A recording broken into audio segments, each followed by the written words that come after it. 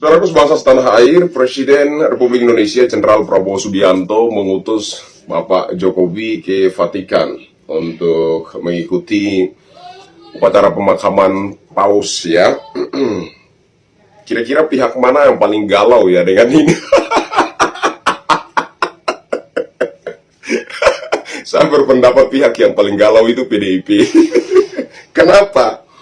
Karena ya sebagaimana pola skema yang sudah beberapa kali saya gambarkan, bahwasanya PDIP itu menginginkan Bapak Prabowo, ya, Presiden Republik Indonesia saat ini, itu menutup pintu hatinya untuk Bapak Jokowi, gitu ya. Lalu kemudian membuka hati untuk PDIP, itu kan harapannya, ya kan? Nah, tetapi sayang sekali dengan Bapak Jokowi diutus ke Vatikan, ini semacam memberi satu gambaran yang pasti bahwa harapan PDIP itu sia-sia. Harapan PDIP itu gagal total begitu ya. Ternyata segala kisruh yang selama ini diharapkan sudah sedikit mempengaruhi hati Bapak Prabowo, ya kan, sudah sedikit menyentuh hati Bapak Prabowo, sudah sedikit merubah kondisi hati Bapak Prabowo agar mau memutus tali silaturahim, tali persahabatan dengan Bapak Jokowi, gagal. Jadi pihak yang paling galau di sini menurut saya adalah PDIP. Dan sudahlah, menurut saya PDIP ini sebaiknya sadar, ya kan, kemudian melakukan langkah-langkah politik yang lebih positif untuk bagaimana meraih simpatik rakyat, agar ke depan PDIP itu masih diliriklah sama rakyat, itu maksud saya ya. Tapi kalau tidak, menurut saya PDIP semakin ke depan akan semakin ambruk dan semakin tenggelam. Itu satu kepastian. Oke. Nah, kalau suara-suara rakyat jelata ini tidak mau didengar, ya, tidak mau diindahkan, ya, dianggap sampah, silakan.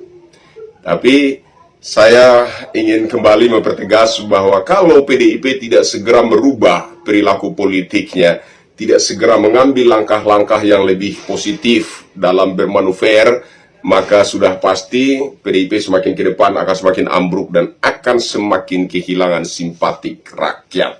Oke? Nah, ada yang menarik dengan diutusnya Bapak Jokowi ke Vatikan ini.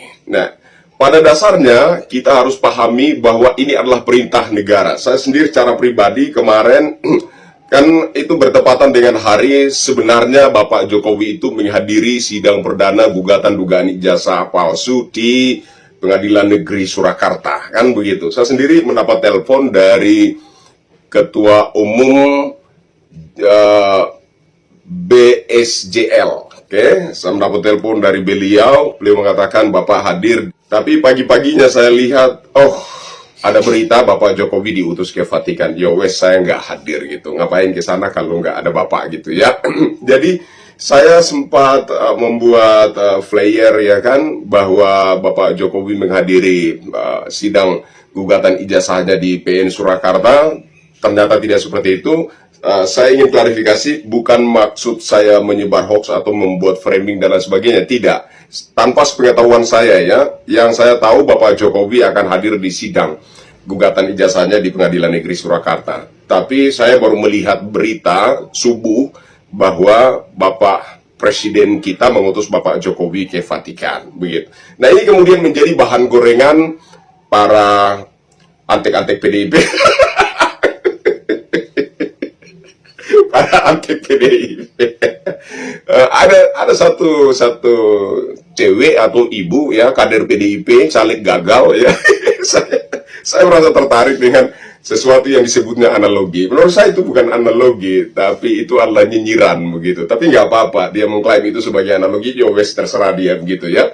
Dia katakan yang pertama, kenapa harus Bapak Jokowi yang diutus ke Vatikan? Ya karena kalau mengutus wapres, katanya, kalau mengutus wapres belum tahu apa-apa, dia bisa apa di sana. Nah, sehingga agar tidak malu-maluin, wes Bapak Jokowi saja yang diutus. Itu pertama. Poin kedua menurut dia adalah hari itu bertepatan dengan hari sidang perdana gugatan ijazah Bapak Jokowi di Pengadilan Negeri Surakarta.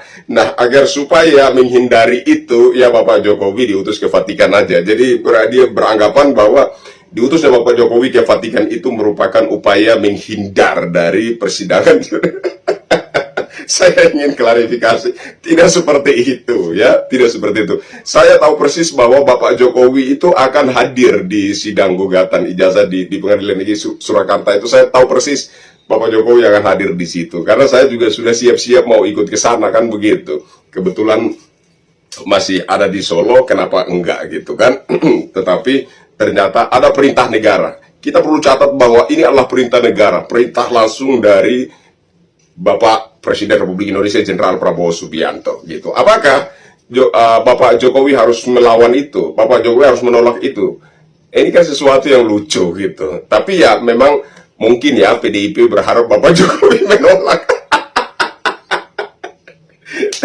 Nah, yang lucunya adalah yang menjadi sasaran tembak orang-orang PDIP ini adalah Bapak Jokowi, Wapres, ya kan, Mas Gibran Rakabuming Raka, Pak Gibran Rakabuming Raka gitu. Ini sesuatu yang lucu gitu. Kenapa tidak Bapak Prabowo yang disentil? Kenapa tidak Bapak Prabowo yang diserang gitu? Ini lucu ya. Nah, Bapak Jokowi waktu di acara ulang tahun Gerindra juga sempat katakanlah curhat begitu. Sampai sekarang sedikit-sedikit ini Jokowi. Kenapa bukan Bapak Prabowo yang dikritik gitu? Kenapa harus saya terus yang dikritik? Sampai sekarang pun masih saya yang terus disebut-sebut. Kenapa? Sekali-sekali kritiklah Bapak Prabowo, kan seperti itu kata Bapak Jokowi. Nah, inilah kondisi yang konyol yang menjadi fenomena belakangan ini, ya kan? Dan kalau kita mau jujur ya, kalau kita mau jujur, situasi kekisruhan model apapun selalu bersinggungan dengan perilaku politik PDIP. Inilah walau alam menurut saya. Hanya Tuhan yang Maha tahu. Jadi apakah ketika kita melihat ada mengaitnya dengan perilaku politik PDIP ini hanyalah sebuah framing atau memang kenyataannya seperti itu, ya biar Tuhan saja yang Maha tahu ya. Tapi memang benar menurut saya, kalau kita amati segala kekisruhan politik tanah air kita belakangan ini selalu saja bersinggungan dengan kepentingan politik partai PDIP, ya enggak sih? Oke, saudara. Nah, sehingga saya berharap bahwa kalau bisa partai PDIP ini bawas diri begitu ya, segera rubah cara bermanuvernya, segera rubah langkah-langkah politik yang lebih positif lah ya, supaya rakyat itu merasa adem, kemudian rakyat itu bisa merasa simpatik terhadap partai PDIP. Itu sebenarnya harapan saya. Tetapi saya melihat kayaknya PDIP ini belum nyerah begitu ya. Dan saya berharap Bapak Prabowo Subianto, Presiden Republik Indonesia saat ini itu benar-benar matang ya, benar-benar dewasa dan bijaksana dalam menghadapi situasi ini begitu. Karena pertama, isu bahwa kalau Pak Gibran ini dipertahankan, suatu saat Pak Gibran akan menggulingkan Bapak Prabowo, ya kan?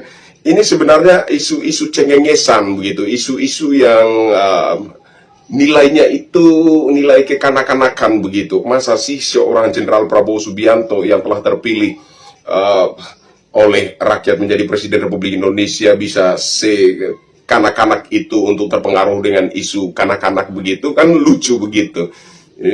Ini semacam satu isu yang sengaja dihembuskan, kemudian digoreng, diramaikan agar Bapak Prabowo itu kemudian terpengaruh, ketakutan dengan adanya Pak Gibran Rakabuming Raka di sampingnya, kemudian melakukan atau setidak-tidaknya merestui harapan kubu pembenci Bapak Jokowi, kubu pembenci Pak Gibran ini untuk kemudian sama-sama menggeserkan posisi Pak Gibran. Kan itu sebenarnya harapan dari isu bahwa suatu saat kalau Gibran ini tidak segera digeser, suatu saat Gibran akan menggulingkan Bapak Prabowo, kan seperti itu.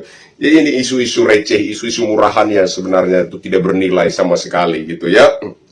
Nah, isu apa lagi? Isu matahari kembar. Matahari kembar ini maksudnya apa? Matahari kembar ini yang dimaksudkan adalah Bapak Prabowo itu tersandra oleh Bapak Jokowi. Jadi ada Bapak Jokowi di balik Bapak Prabowo yang kemudian ikut campur atas segala kebijakan pemerintahan saat ini.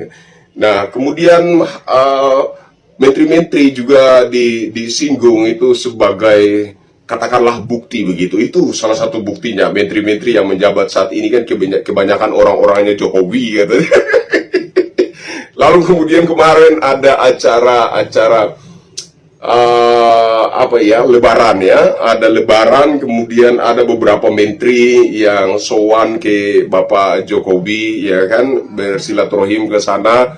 Ini juga dipersoalkan begitu. Jadi hal-hal yang sebenarnya wajar ini kemudian diakumulasi dan di-framing sedemikian rupa, lalu seolah-olah membangun satu kesimpulan bahwa ini adalah bukti adanya matahari kembar di kepemerintahan saat ini gitu. Jadi ini hal-hal yang konyol. Kalau ada menteri-menteri yang sowan ke Bapak Jokowi karena hari raya lebaran, lantas masalahnya apa ya kan?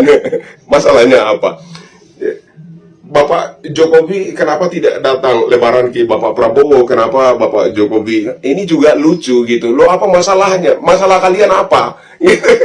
Kenapa nggak sekaligus kalian bilang kenapa Ibu Megawati tidak datang lebaran ke Bapak Prabowo? Kenapa nggak sekaligus kalian bilang kenapa Bapak SBY tidak datang lebaran ke Bapak Prabowo? Atau Pak Tri Sutrisno, mantan wakil presiden di era Pak Harto. Kenapa tidak datang lebaran di tempat Bapak? Kenapa nggak sekaligus para mantan pemimpin bangsa itu, pemimpin negara itu disentil? Kenapa nggak datang lebaran ke tempat Bapak Prabowo? Kenapa hanya Bapak Jokowi saja yang disentil, tidak datang lebaran ke Bapak Prabowo? Apakah semua mantan pemimpin negara ini punya hak untuk open door di rumahnya, open house di rumahnya untuk lebaran? Bapak Jokowi saja yang tidak punya hak.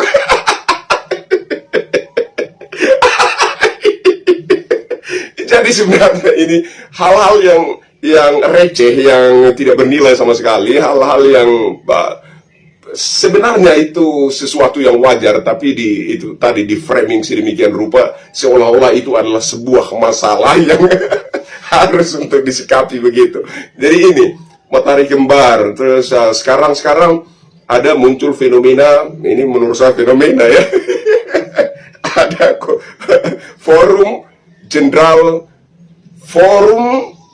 Purnawirawan Prajurit TNI, Forum Jenderal Purnawirawan Prajurit TNI meminta agar Pak Gibran Rakabuming Raka itu digeser begitu ya. Ini saya sudah bahas, tapi ini masih menarik ya, untuk saya singgung. Kami mendukung Bapak Prabowo, kami mendukung pemerintahan Bapak Prabowo, tapi Gibran harus diganti. Mendukung Bapak Prabowo sejak kapan, Pak? Orang lain capek-capek kampanye kemarin di momen kampanye Pilpres 2024. Orang lain capek-capek kampanye, nggak berteriak-teriak Bapak Prabowo. Kami sudah capek-capek kampanye sehingga Bapak harus dengar aspirasi kami, harus ngikutin apa mau kami. Nggak ada tuh orang-orang yang capek-capek berkampanye, orang-orang yang terlibat dalam upaya perjuangan pemenangan Bapak Prabowo. Nggak ada tuh teriak-teriak berharap untuk dianggap spesial begitu, berharap untuk didengar. Kenapa ini ada Forum Jenderal Purnawirawan Prajurit TNI kok tiba-tiba seolah-olah mereka itu sangat spesial begitu. Seolah-olah mereka itu sangat istimewa sehingga memang harus didengar dan harus dikabulkan begitu permohonan mereka. Wah, dibawalah embel-embel Jenderal Purnawirawan TNI. Jangan bawa Jenderal Purnawirawan TNI, ya.